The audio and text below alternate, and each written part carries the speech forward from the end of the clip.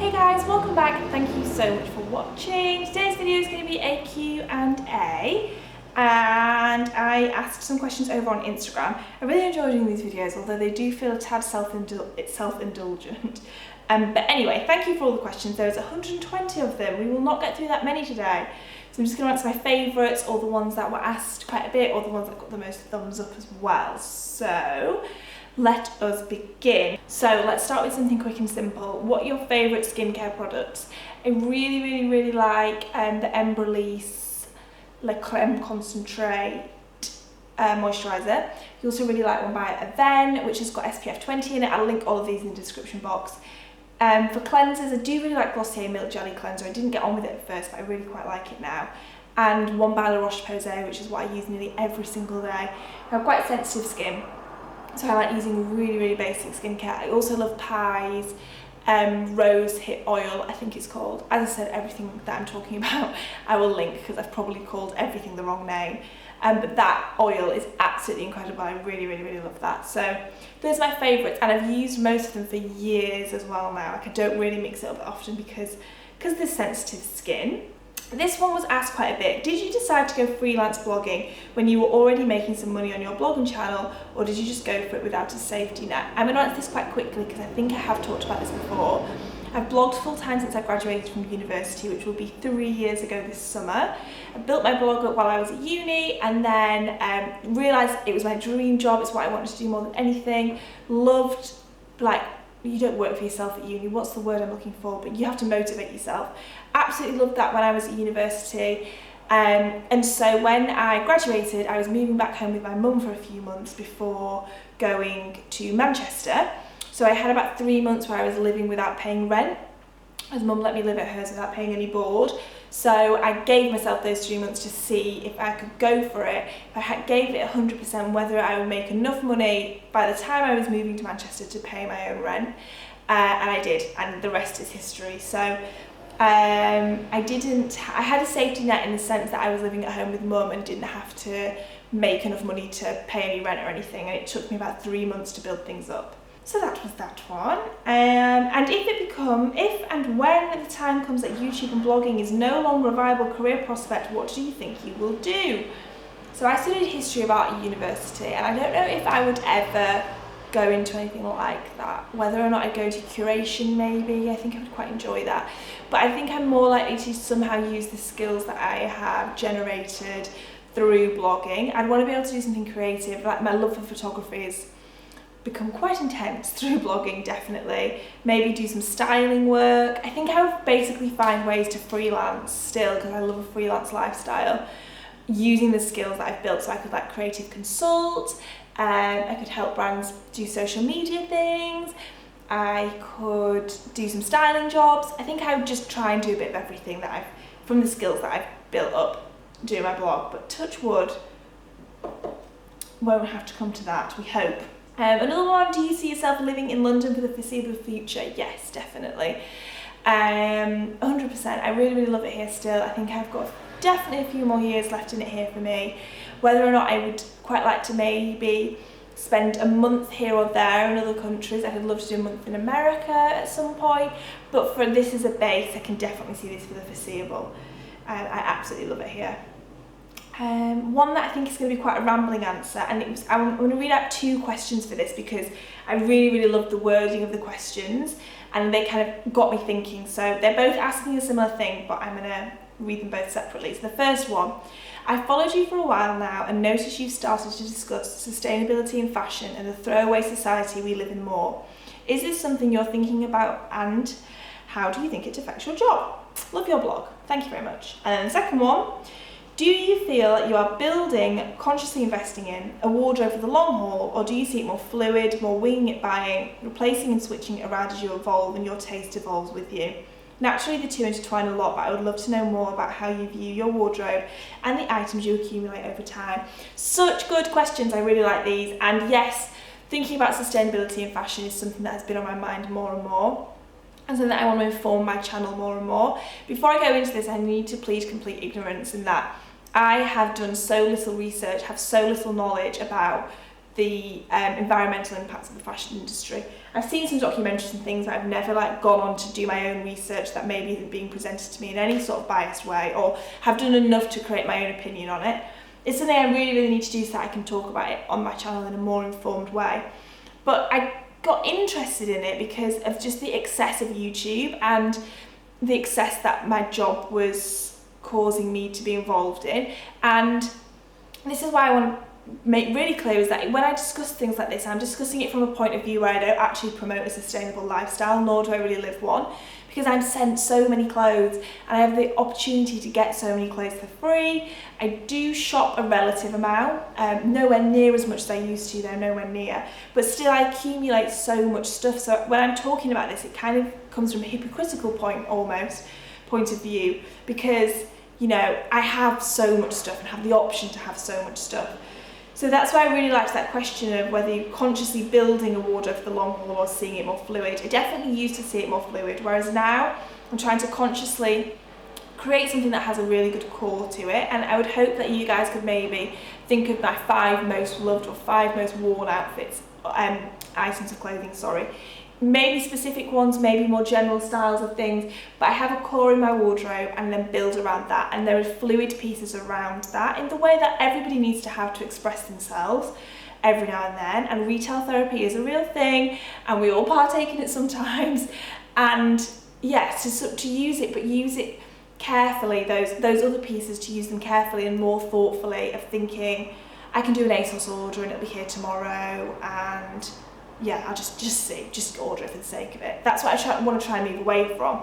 But also to use the opportunity of how much stuff I'm sent and how many clothes I have, to review things for you guys, or not even review them in the sense, but just present you guys what I think are the best ones, what I think are the best investments, whether they're high street or expensive. Best investments for pieces that have longevity in wardrobes, are going to have longevity in my own wardrobe.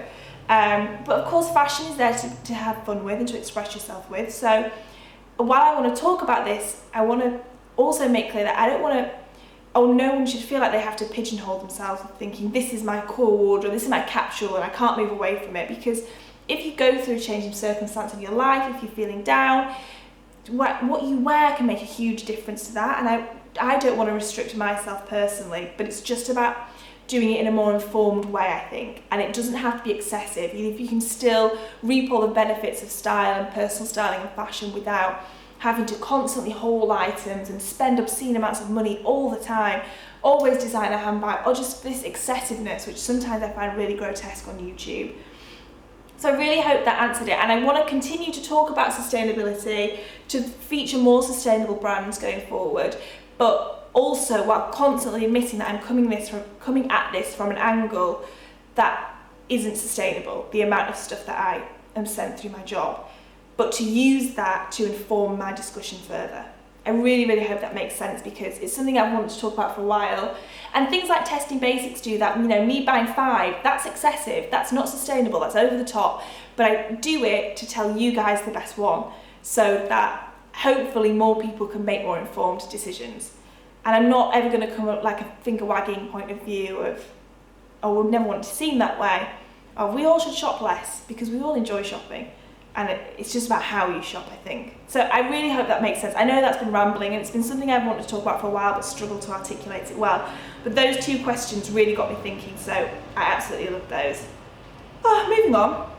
Another one that sort of links to that. Have you ever gone thrifting or bought second-hand clothing? What do you think about that? I'm really bad at vintage shopping and charity shop shopping, dreadful. I don't seem to have good luck with it. However, and also in London it's not that cheap. Like, I live in Notting Hill and there's loads on Portobello Road that are quite famous, but they're not cheap at all. That being said, I was thinking about doing a come shopping with me video with it, because that's also an interesting aisle of thinking about sustainability more with shopping and things. So let me know if you'd want to see that, like a come vintage shopping with me.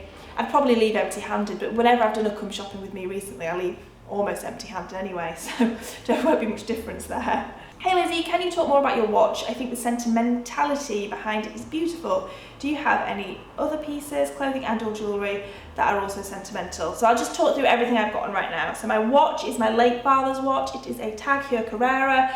Absolutely love it. I will have and wear this forever, but I would love another watch as well, just to have a bit of variation to things sometimes. And also means so much. If anything happened to this, I would be absolutely distraught.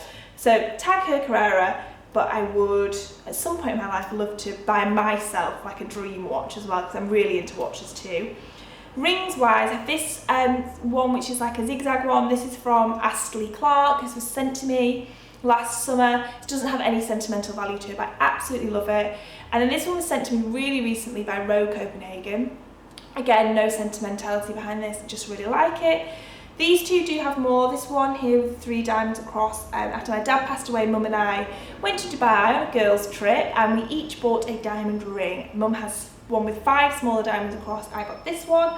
So I've worn this since I was 17. I've never taken it off. And then this one in the middle. This was my uncle Luigi, who lives in Italy.